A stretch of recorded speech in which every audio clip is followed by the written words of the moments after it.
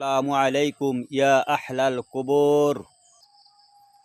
দেখেন এইখানে কত শয়ে শয়ে লোক ঘুমিয়ে আছে। এটা একটা কবরস্থান। এইখানে দেখেন শত শত লোক ঘুমিয়ে আছে।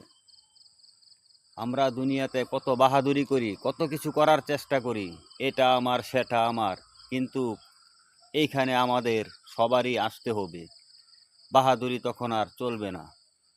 দেখেন এইখানে একটা কবরস্থান, আর আমরা কত বাহাদুরি করি, মানুষকে কতভাবে ঠকাই।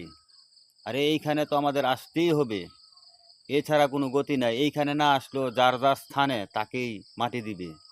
কথাটা ভালো লাগলে শেয়ার করে দিবেন সবাই। এই গোরস্থানে আমাদের সবারই আসতে হবে।